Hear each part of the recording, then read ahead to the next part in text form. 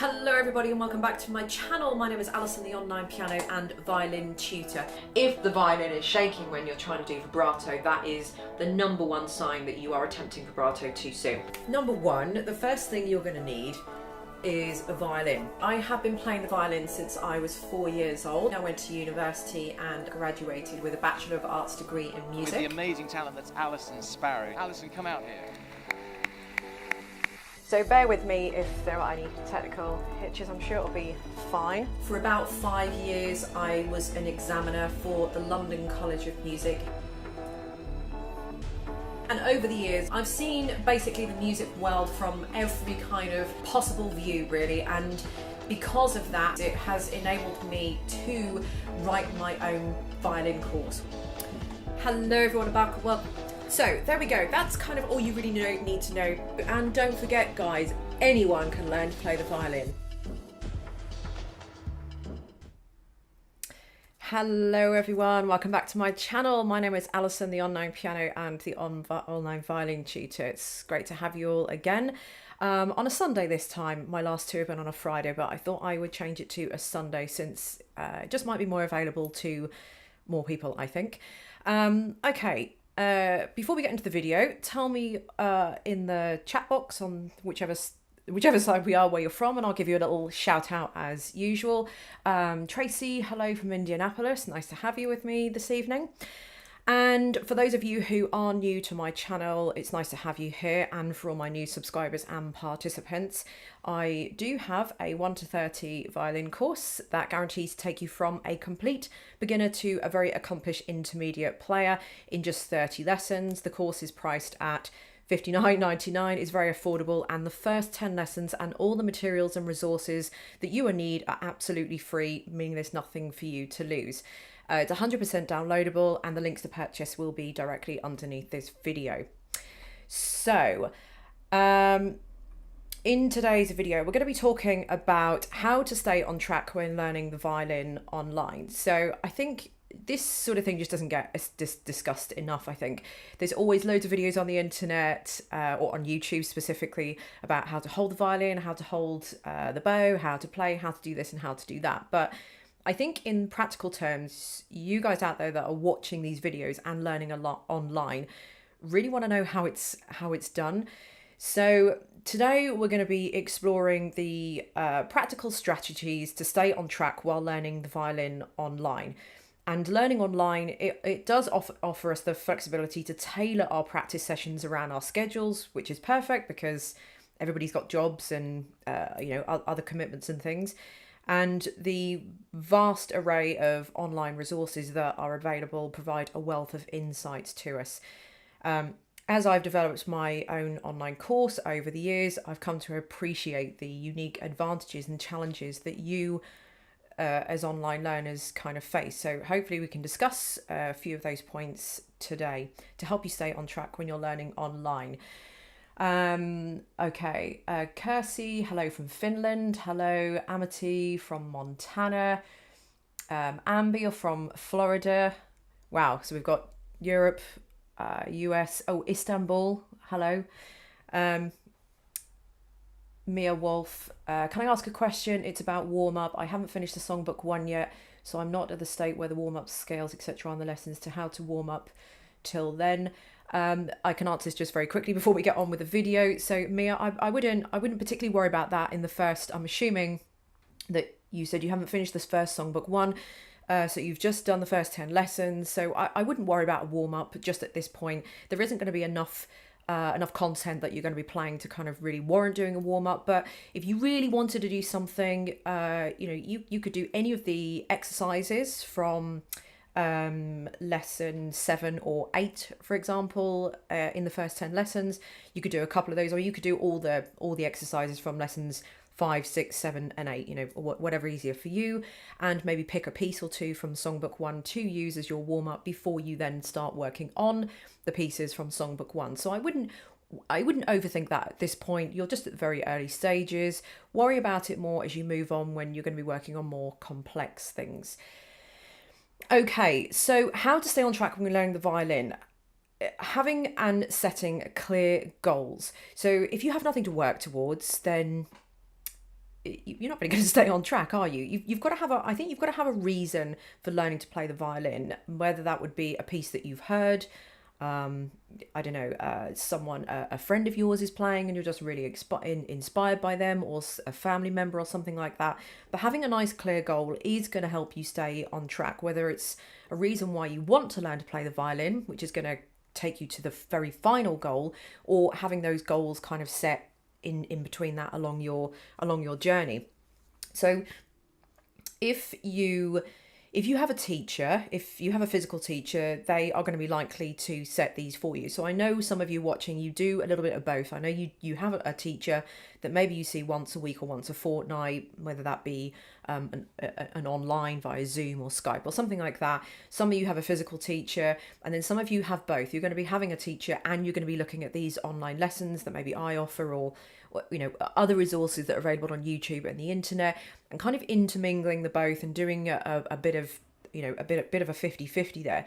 So if you have a teacher, they are going to set these goals out for you because it's more one-to-one, so it is going to be more specific and unique to you. But if you are learning online, you want to be looking for a course that is going to be setting out those goals. You're going to be looking for a course that is very well structured, something that isn't sort of so scattergunny. So have a look to see what the course entails, see what each of the lessons, see if it looks like you're getting good progress from the course. And most courses you'll be able to see exactly what you're going to be learning lesson by lesson up front anyway. I know on my courses, the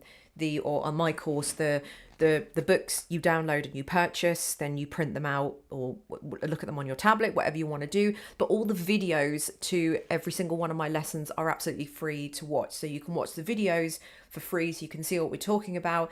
You obviously just need the book materials to kind of go with that. Hello from Katie. Hello from Northampton. Hello, Gaurav. Hello from India. Someone else from Tennessee. Fola from Nigeria. Hi, nice to see you all with me this evening, or this morning, this afternoon, wherever you are in the world. So yeah, setting a goal is going to help you stay on track rather than scattergunning around and not really having any reason to do anything.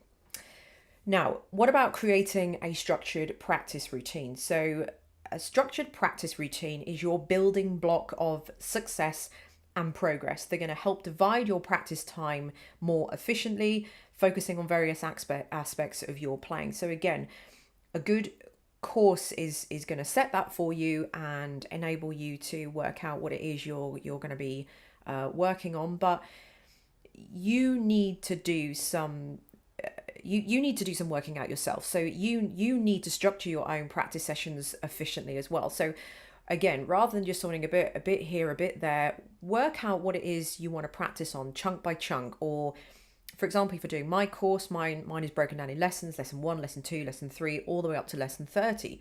So maybe you could spend a little bit of time, a few days a week, obviously whatever, depending on the number of the lesson that you're on, and just focus on that lesson. So what is the lesson going to be teaching you today, and how much time do we want to spend working on that? And let's say, for example, we're working on some scales and arpeggios. We want to be spending a proportionate amount of time on scales and maybe some pieces. So if we've just started tutorial book 2, for example, or your course or whatever it is that you're following has started you more on the technique side of things, then go back to what you were doing previously, so some of the pieces, and then you can add them in. So getting a structured practice routine boils down to how long you've got to practice. So I would say a minimum of at least 30 minutes to practice.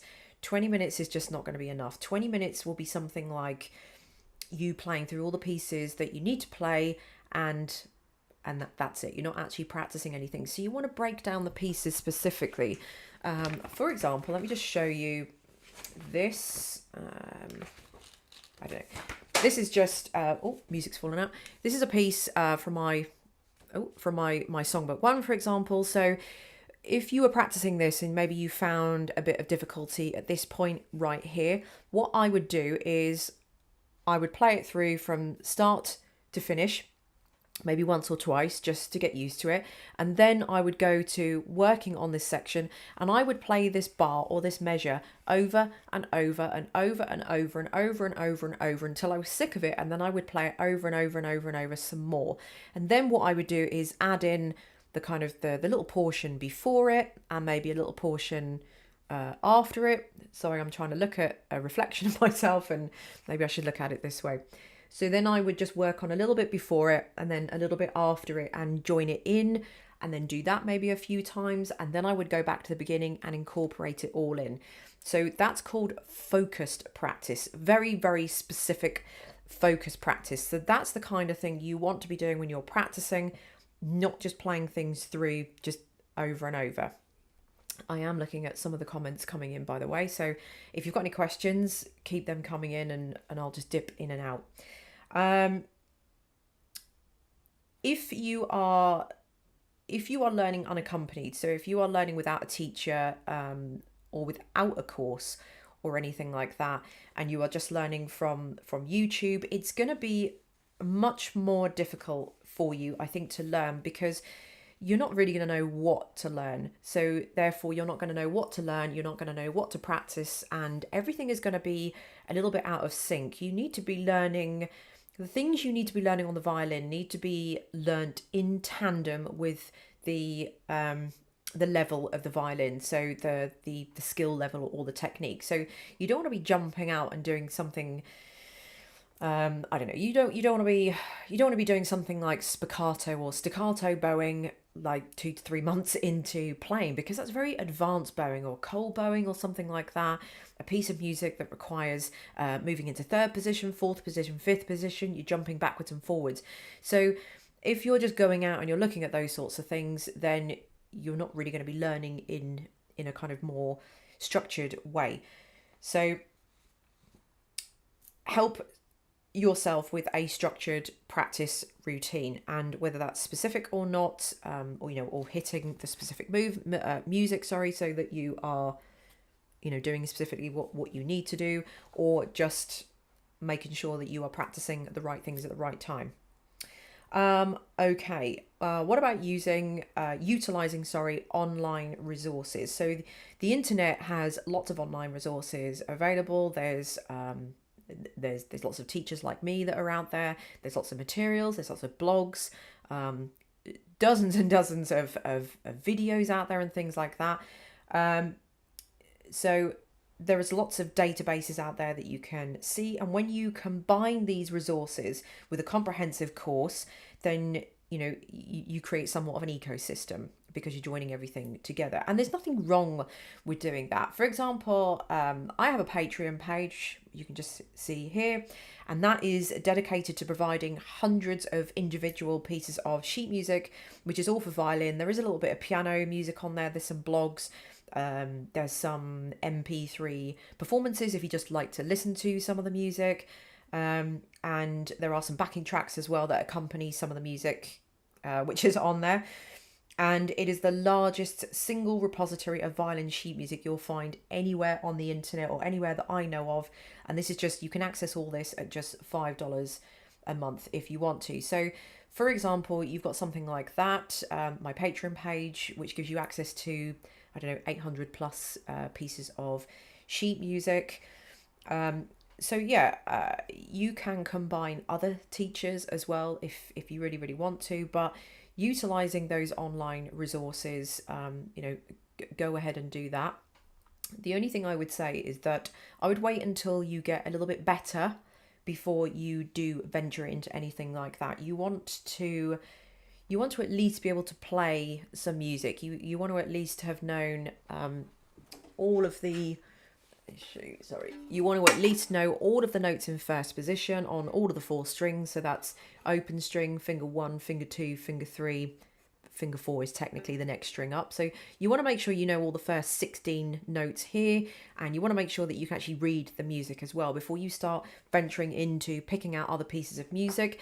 There is nothing wrong with that. There's nothing wrong with giving yourself a challenge, but what you don't want to do is just make that challenge just a little bit too tricky, so that it kind of goes the other way. It puts you off because it's just a little bit too difficult. So I would, give yourself at least a few months just to get going on the violin before you start ploughing money into the resources and things like that, because you'll find that, it will just, I think it will just be a little bit of a waste of money just to start with, because you won't be able to use, you won't be able to use half the music. You'll download the music and you'll go, oh yeah, I really want to play that piece of music.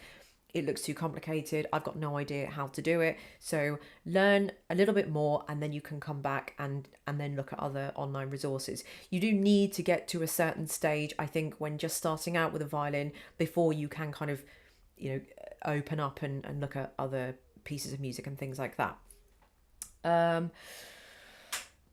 Okay, diversity. Elk Live is a live stream app for musicians. Can we test it out for live lessons and group practice? I've never heard of that, to be honest. So Elk Live is a live stream app. No, I've never heard of that. I'll have a look into that, but I haven't heard of that, so I can't. Unfortunately, I can't comment on that one. What have we got there? Let me just move the chat box up. Okay, Tracy says, can you give me some tips on getting a consistent sound on the E string? Sometimes I can get a nice sound, other times it sounds really weak. So if you're getting an inconsistent sound on the E string, let me grab my violin, then it's probably going to be the bow that's causing a problem. So make sure that your bow isn't too, too tight. A lot of people over tighten the bow. You want a little bit of a bend in the middle of the bow, so you want some flexibility in there. I've just moved myself backwards.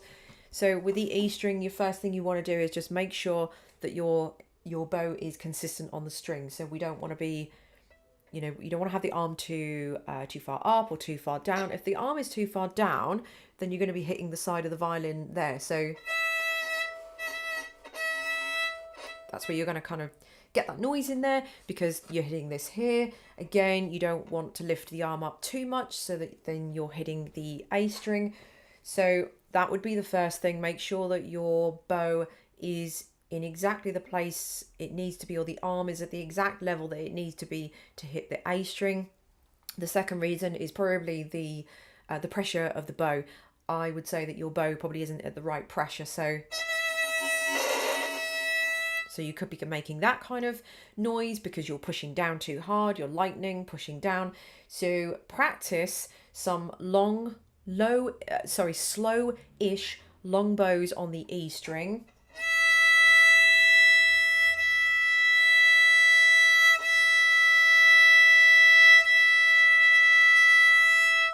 Something like that, so that you feel the consistency of the bow. Your arm isn't moving up or down, therefore you're not going to be hitting the A string or the side of the violin. And try and keep the pressure the same. Now I say go slow because it's hard to keep the pressure on the bow whilst going really slow. It's very easy to just play a load of random notes very, very quickly, because you've got the weight and the weight and the kind of the pull of the arm sort of helping the momentum go up and go down. If you go really slowly, it's a lot harder to do that.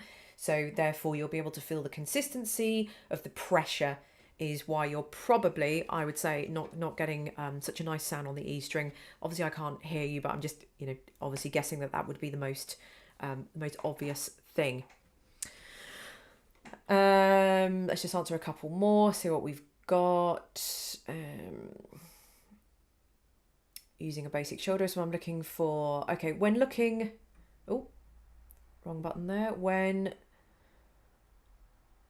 I've lost your question there. There we go. When looking for what tempo to put the metronome on, I see a lot of different results when I Google it. Is there any sites you recommend to find the right tempo for the songs on your songbooks? So this is actually a good question. I think a lot of people get really confused with metronomes. I'm going completely off piste here, but I really want to talk about the topic and I want to answer your questions as well. So the metronome one is a really good question. To be honest with you, I think do I have anything actually?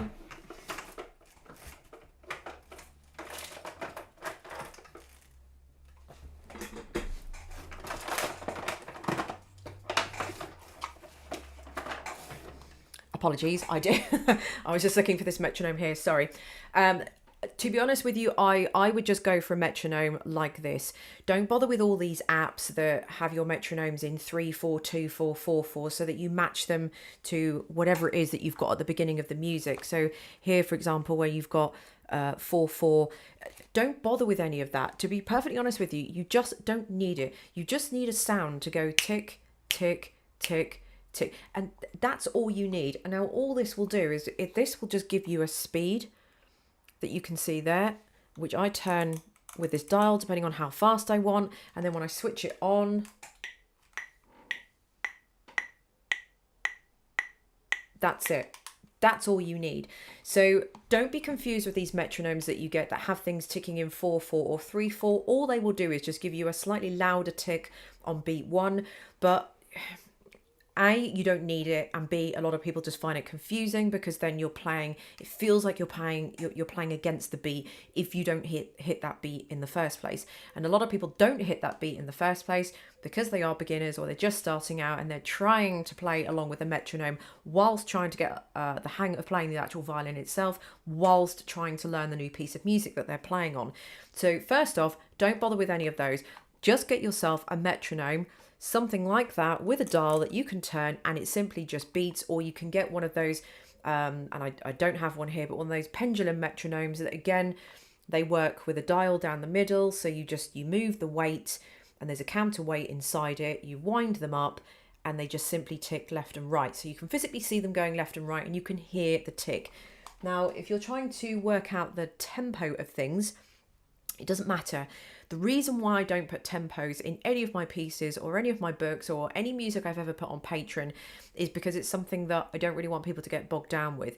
Don't get bogged down with the tempo of pieces. Play them at the speed that you feel they should be. There is no right or wrong in music. The only real time that you need to play to a particular speed is if you are playing in a chamber orchestra or with a group of people or a band or something like that, and obviously you're all playing together at the same tempo, or you're playing to something like an MP3 backing track. Obviously if you're playing to a backing track, you've got to commit to the speed that's playing to, and you can't just go to the beat of your own drum because you're going to be out of time with the backing track. But other than that, most of the pieces in my course, which I know a lot of you are following, are unaccompanied.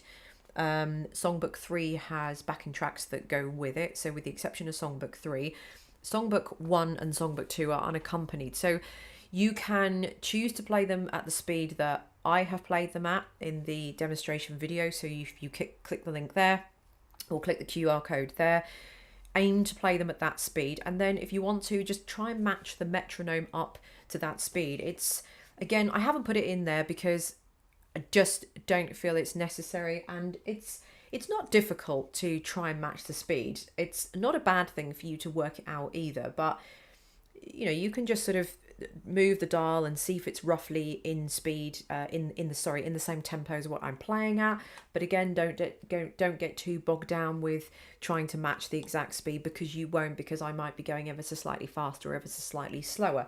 But at the end of the day, you play at the speed you want to play it to, set the metronome to that, start it off really slow, and then you can increase from there on. And the ideal speed for these pieces will probably be the speed that I have actually played these through in the demonstration.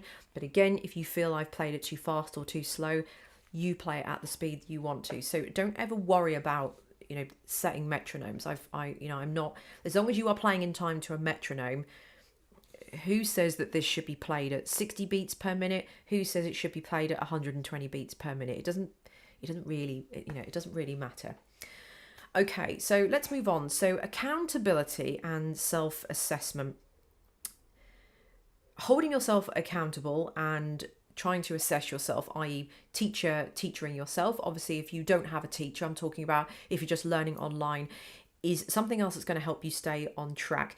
It's a powerful tool for growth as well. And what you might want to do is record your practice sessions and then comparing them against reference recordings. And it's going to be like having a personal teacher offering feedback for you. You should be recording yourself and trying to teach yourself. And I always encourage that with my students. So even though my students come here once a week and obviously they pay me to they pay me to teach them. I do recommend that they go home and they record themselves. So you just need to just record yourself on something like a phone. It doesn't have to be video. Nobody likes doing video, so you can download those voice apps, those voice note apps, or whatever it is that you've got on your phone. If you haven't got anything like that, just use the video and just move the video away from you so that you don't have to watch yourself if you don't want to. But also, recording yourself with the video on your phone is also going to help, because then you'll be able to see if the violin is down here or the bow is like that. So recording yourself visually and also sound wise is going to help you. It's just going to help you stay accountable for what you're doing and helping you stay on track, because how else are you going to know? Unless you've got a physical teacher that you are learning with or something like that, how else are you going to know? And I know the question is going to come up, how do I teach myself when I don't know how to play in the first place? Well, that is a good question. Obviously, you can compare. If you are working through my course, for example, you can compare it to how I play in the demonstrations. So use your ear. Your ear is going to be your best weapon against that. So everybody has an ear. Everybody can hear. Everybody can tell if something doesn't sound right or not. Everybody can tell if someone's playing a wrong note or a bum note or something like that. And everyone can tell when something sounds really nice. So that's all you really need to do. Just record yourself, listen back to it, however terrible that may be. Nobody wants to do that, but we have to do it. And then what I would suggest you do is that you get your music in front of you, you get yourself a pencil, you press play back on your recording if you're just listening to yourself play back, and then you can go through, follow the music, which is exactly what I do when I'm teaching. I will get my student to play whatever piece it is that they're going to play, and then I will have the music in front of me, or usually I'll be sitting next to them, whatever, and then as they're going along I will circle some of the music or some of the notes, whatever it is, to let them know that something's wrong whilst they're carrying on. I'll underline things, circle, depending, and then when they finish, we'll go back again and I'll say, right, I didn't like that, I circled that because you did a so-and-so, that one was a bit flat, this one was that one was the wrong bowing, whatever it is. So that's exactly what you need to do, and that's exactly what I sit there and I do, but I specifically look at the music and I circle the notes, and then you need to go back and look at that and think, oh yeah, that was a bit out of tune, or my B flat wasn't a B flat enough, my first finger was a little bit too sharp, a little bit too fat, whatever it is, and go back and do that. So definitely have your music and a pencil at the ready, because it's gonna help you. Okay, Fola says, I learn with, apologies if I've got your name wrong, I learn with a piano teacher, sorry, but I don't with a violin, and that's why I watch you. Thank you very much. I hope you enjoy my lessons. And LGM Cat says, is it okay to just play on open strings for a long time? This is my plan because I'm having such trouble using the left hand.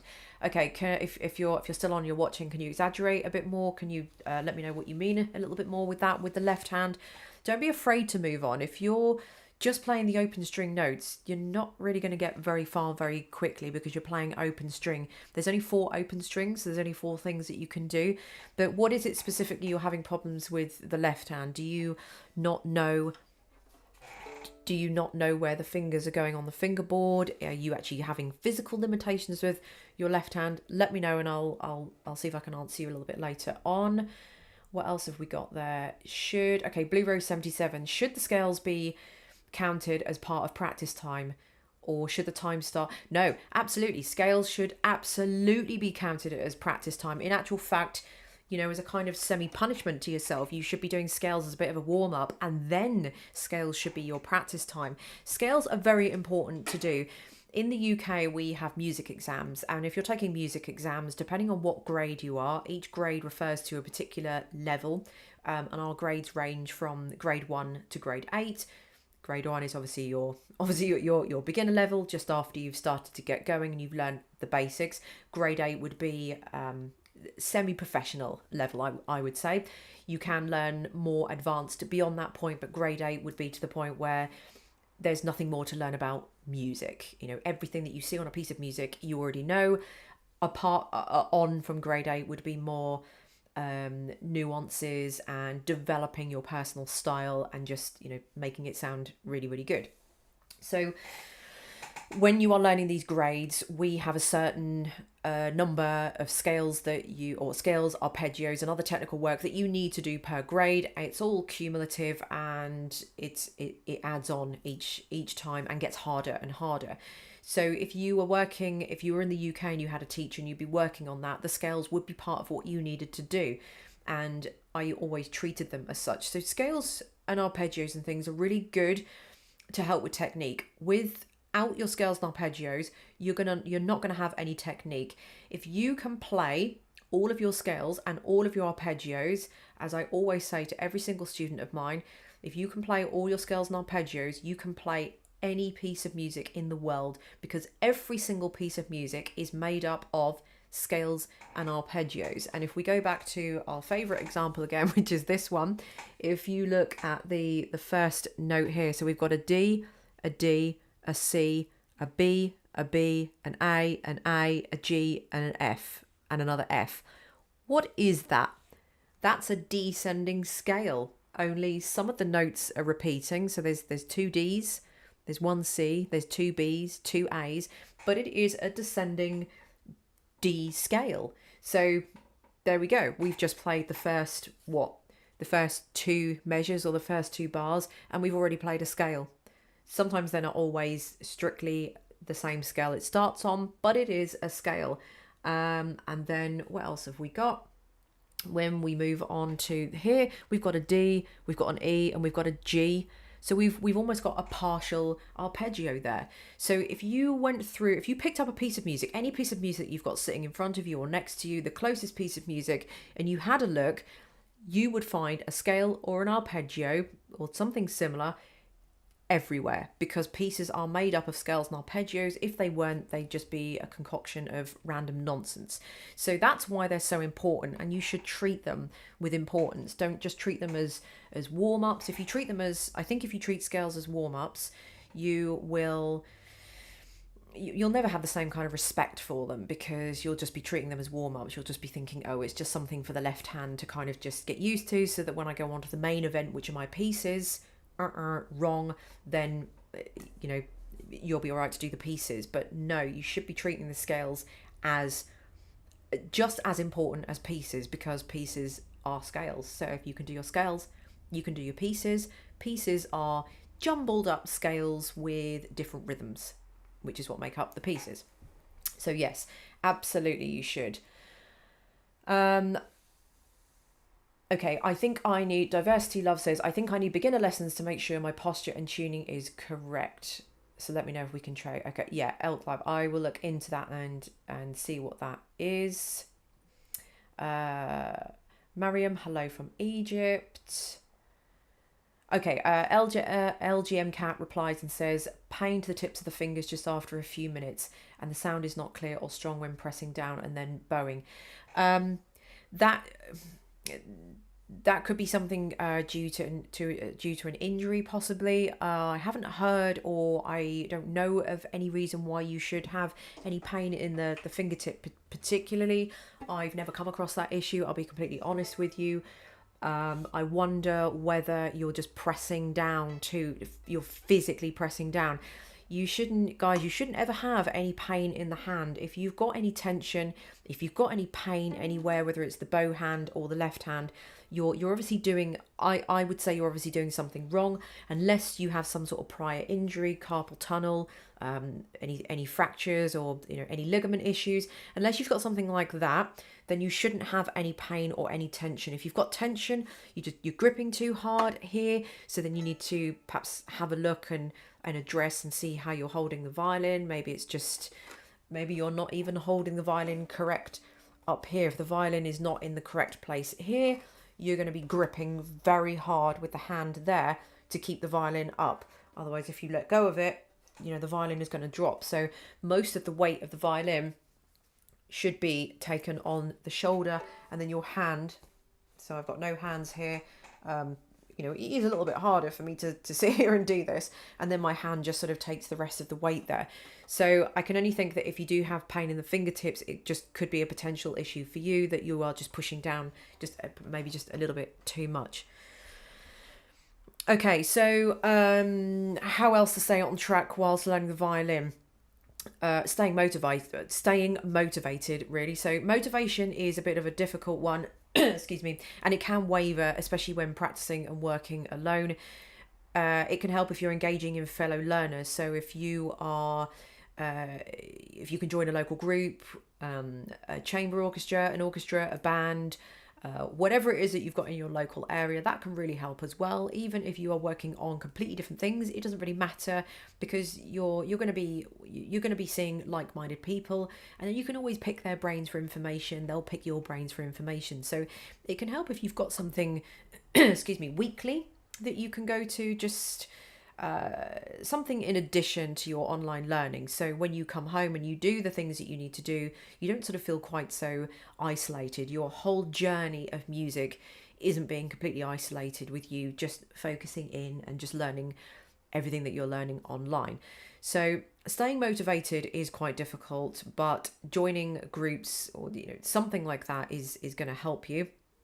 And also having milestones. So if you have a particular piece that you really, really want to practice, or you really, really want to play, but it's a little bit out of your skill set at the moment, that's fine. Get the music, have a go at it. And I would say for me, that was one of the things that kept me really motivated when I was younger. I used to pick crazy difficult pieces to play, particularly Chopin on the piano. I really love Chopin. It's one of my favorite composers, I'd say. I like a lot of his nocturnes and his etudes, and a few of his waltzes. And specifically, I remember the Minute Waltz, Opus 64 on the piano. For those of you that know, if you know, you know. And I really wanted to play that. And my teacher did say to me, "Oh, Ali, that's very difficult, but he gave me the music. He said, go away and have a look at it." I came back a week later, and I couldn't get the speed right, but I could hash something together, quite quickly in a week, just because I was so focused on doing that. So when I came for my lesson the following week, we actually spent that whole entire lesson just working on the Minute Waltz, him just trying to help me with a few bits and bobs and things like that. So that's how I stayed motivated. On the violin, it was Brahms' Violin Concerto, the Adagio movement. That was one of the pieces that I really loved to play, and again, something that kept me motivated. So it was almost like a side project for me. I would still do the things that I needed to do, because if I turned up to my teacher and I hadn't practiced the things that I needed to practice, she'd shout at me and have a go at me. So I would always practice the things that she wanted me to practice, but after I'd done that as a treat, I would then work on the things that I wanted to practice alongside of that. And I knew I couldn't play them. I was rubbish. There was no way, no cat's hell and chance I was sounding any good at them anytime soon, but I really wanted to do it. So whether it was out of my skill set at the time, obviously which they were, but I was building up to that, that is definitely what kept me motivated. So a good idea for that is to find a piece of music that you can't play or you really want to play, and it doesn't matter if you can't play it, go for it. And who cares if anybody says, "Oh, you can't play that's too difficult." It doesn't matter, just do it anyway. It's got nothing to do with them. Even if it is too difficult, you sit there, you plow through it, you work on it, and it's fun. It's a good challenge, and you know what the outcome is going to be at the end. And everybody loves, everyone loves a nice challenge. Let's have a look, see if we've got any more questions. LGM Cat says no injury. Right, well, if you've got no LGM Cat, sorry, I think I don't know if they've got any other pronunciation for your username there. No injury, so then it's going to be something that you're doing with the left hand. So you're probably just going to be pressing too hard, I think, on the strings. So maybe just have a look to see whether you are holding the violin in the right place. Don't want to be out to the front, doesn't want to be too high or too low, and then look to see what your left hand is doing. But you definitely should not get any pain on the ends of your fingers. I did when I had a little bash at the guitar. I had some calluses coming on the tips of my fingers. One of the reasons why I had to stop working on the guitar, because I was developing calluses on the tips of my fingers, and it was actually affecting my violin playing. So if you do have calluses and you do play the guitar, then that you might just find the violin a little bit harder. But if you do play the guitar as well, you don't need to press anywhere near as hard on the violin. Nathaniel, I started about a month ago and your lessons have been very helpful, and I'm through the first 10 lessons and learning pieces I love. Leaving for the last time, it's beautiful. Thank you very much. Thank you. I'm glad you're enjoying my lessons. Thank you so much for this live session. Brilliant answers and information. You're welcome. Glad you're enjoying it. And what else? Dealing with frustration and challenges. So, yeah, the violin is the most frustrating and infuriating instrument, I think, arguably on the planet. All instruments are frustrating and infuriating, but I think I would say I'm a piano player as well, and I play both at pretty much the same level. I would say by far the violin is a lot harder. I'll admit I enjoy playing the violin a lot more than I do playing the piano. I don't know why. I think I just prefer the sound of the violin. I prefer the feel of the violin. The piano is kind of just sitting in front of you. I think I just prefer the physical ability of holding a violin and playing the violin, but I do tend to go a little bit more towards the violin. I think the sound is just a lot nicer, just a lot sweeter.